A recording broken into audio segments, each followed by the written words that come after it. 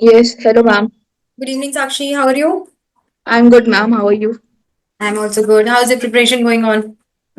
I'm good. Okay. So, any challenges that you have faced? No, ma'am. हम्म ठीक है targets complete किए Yes, ma'am. But test का analysis नहीं किया है, बाकी सारा हो गया। क्यों क्यों नहीं किया मैम टाइम नहीं मिला, दोनों संडेज एक्स्ट्रा क्लास हो गई आईआर की, तो टाइम नहीं मिल पाया। ठीक है ठीक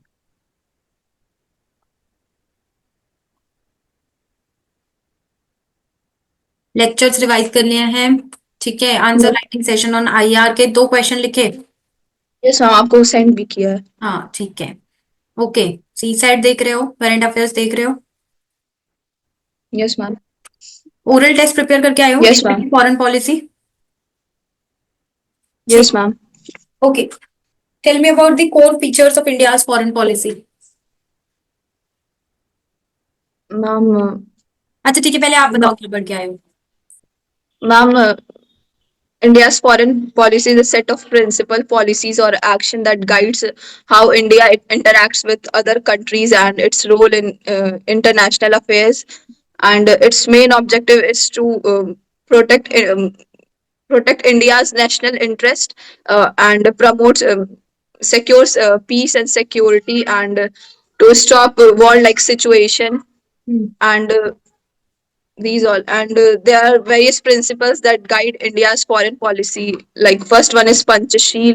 It consists of five policies like peaceful coexistence and non-interference in internal matters of other country and there's non-alignment movement, non-align strategy where India says that it will not align with any bloc.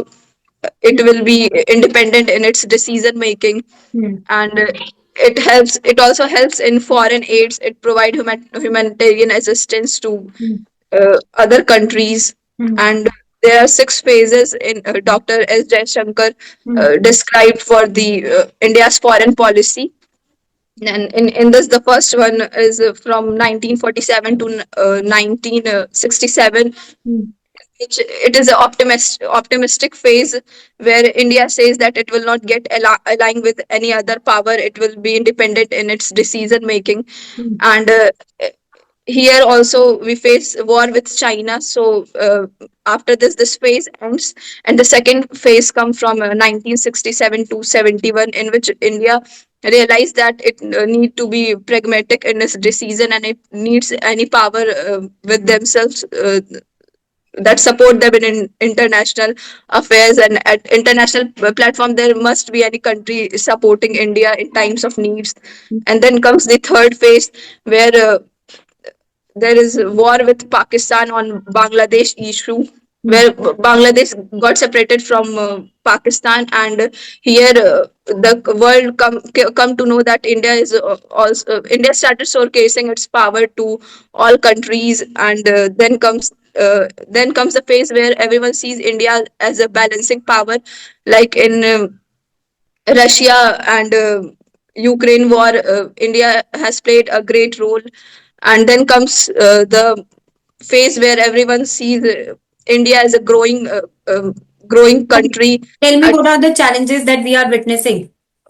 now challenges are like we are seeing that Russia is that the bond between Russia and China is growing, and it is also challenging that it is also very challenging that you to balance the between USA and Russia, and we are also seeing that our neighboring countries, the bond with neighboring countries are not good with us, so we need to balance that, and we like we are also have good relationship with other countries like USA and Russia, and we need to ensure that they don't burden that we need to What take about such China? decisions. What about China?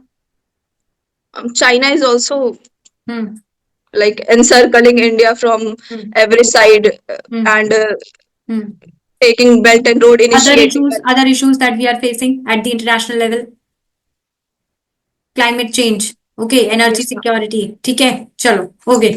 Now another topic was Manipur violence, ठीक है. What is the Yes, reason? क्यों हो रहा है ये violence? ma'am.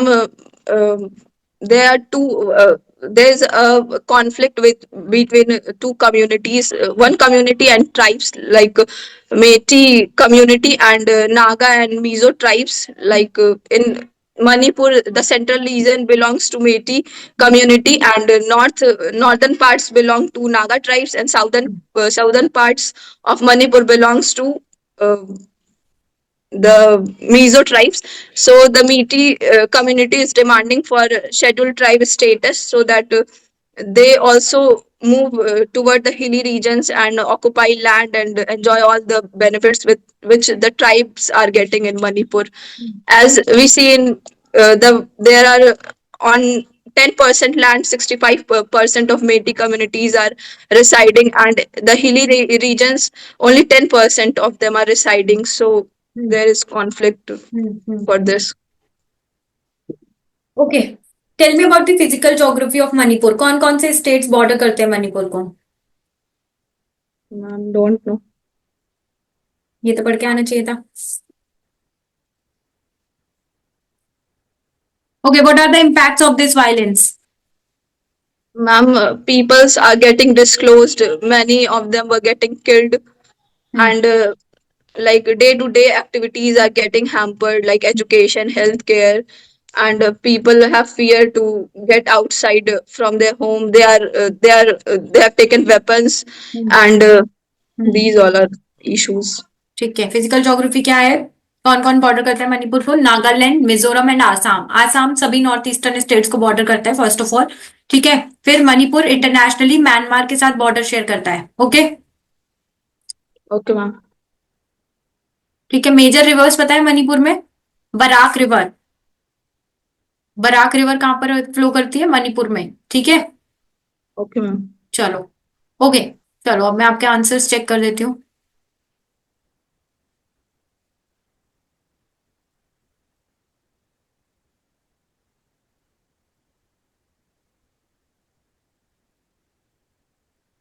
Indian diaspora has scaled new heights in the West. Describe its economic and political benefits. Work on this.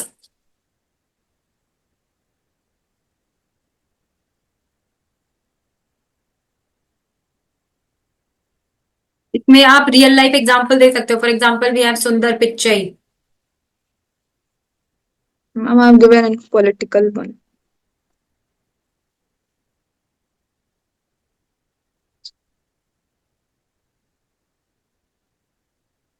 Leadership roles में दिया है। लीडरशिप रोल्स में you can also talk about Kamala Harris,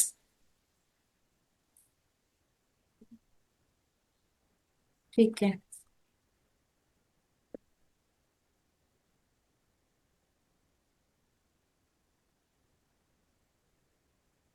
gulf, gulf की नहीं बात हो रही है, वेस्ट की बात हो रही है। वेस्ट मतलब USA UK, not gulf. Gulf is middle east, ठीक है। Okay, ma'am.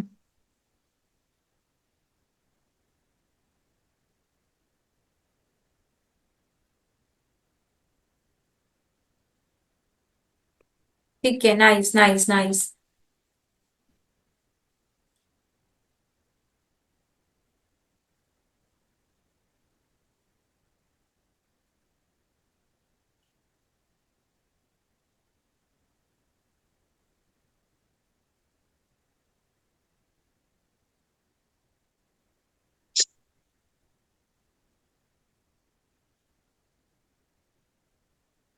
You can draw a map showing the global south.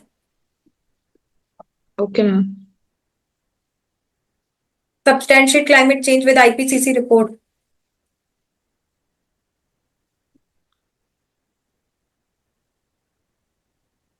Debt crisis, inflation, ये सब तो you can give the example of Sri Lanka. Urbanization, for example, cities like Delhi. Okay, ma'am.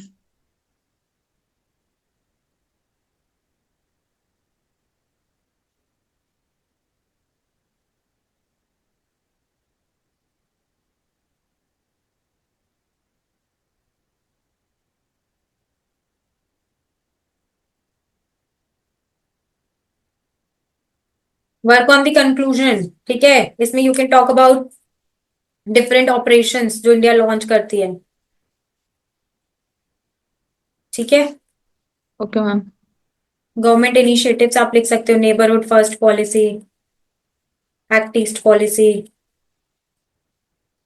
ठीक है। Okay ma'am. चलो,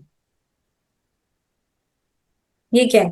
अच्छा ठीक है। Ma'am ये क्लास नोट की जो कॉपी थी उसमें लिखा था तो।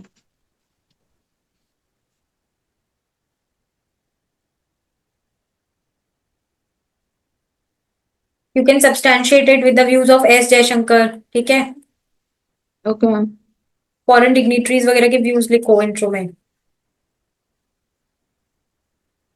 हाइड्रो पावर लिख रहे हो तो एग्जाम्पल लिखो, जो भी हाइड्रो पावर प्रोजेक्ट्स हैं, ओके मैम। गेल्फो, यही सब है, ठीक है। ट्रेड एंड इसमें जैसे कि India Bhutan trade agreement, you can also talk about trade and connectivity में Bhutan Bangladesh India Nepal corridor, BBIN।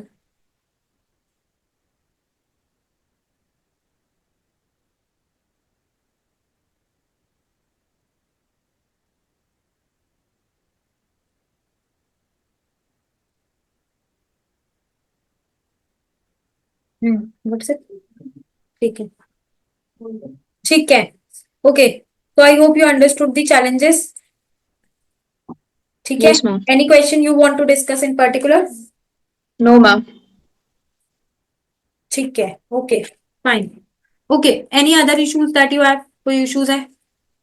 No ma'am. है।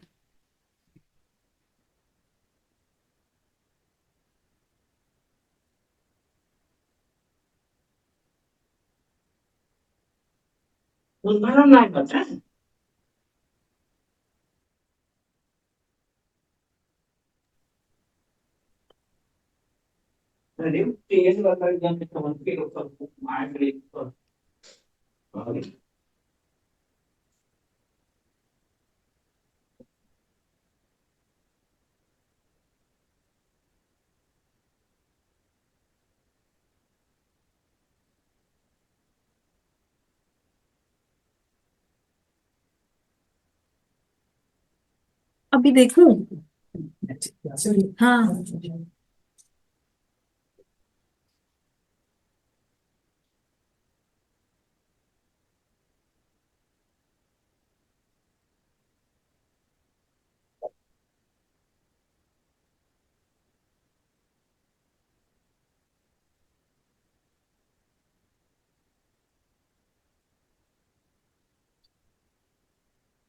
ठीक है। अब मैं पहले आपके टारगेट्स बना देती हूँ।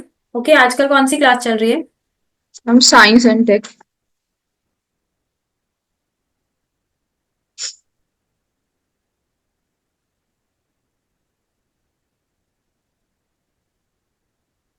ठीक है, तो एक तो आप अपना साइंस एंड टेक करोगे, क्या टॉपिक्स पढ़ा रहे हैं? मैम अच्छा लग प्लांट रहा है? सेल।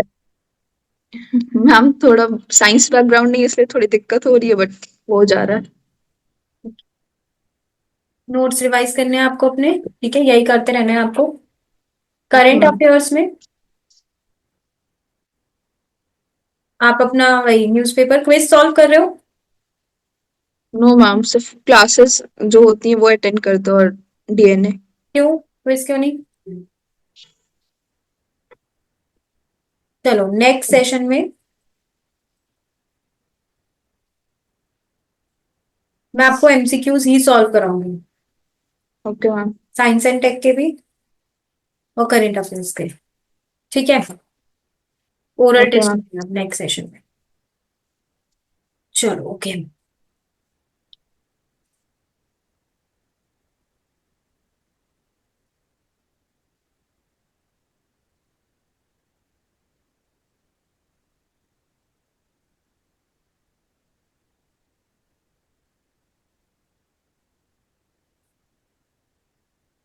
ये टेस्ट आपको एनालाइज करके आना है, ठीक है। नेक्स्ट सेशन में इस टेस्ट को लेकर आना, ओके मैम। ठीक है। इसकी PDF भेज दो मुझे। Okay ma'am.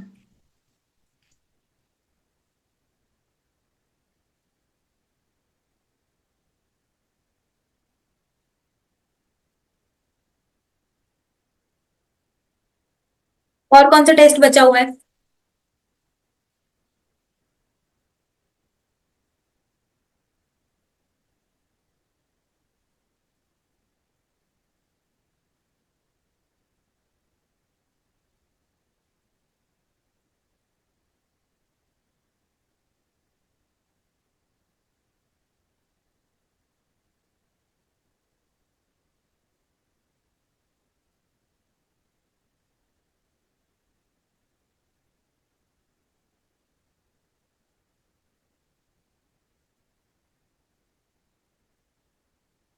हम्म। Polity revision full syllabus. ठीक है, ये आप दोगे, ओके। Okay ma'am.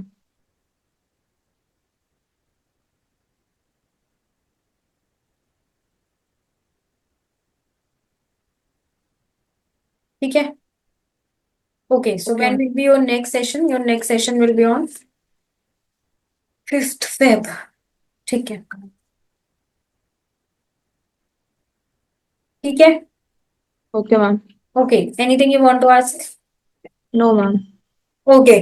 तो और आपको कोई भी डाउट होता है व्हाट्सएप पे आप पूछ सकते हो, ठीक है, ये आप करके आओ। चलो, करंट अफेयर सेशन देख रहे हो या नहीं? मैम देखते हैं। ठीक है, चलो, okay, good luck. Thank you ma'am.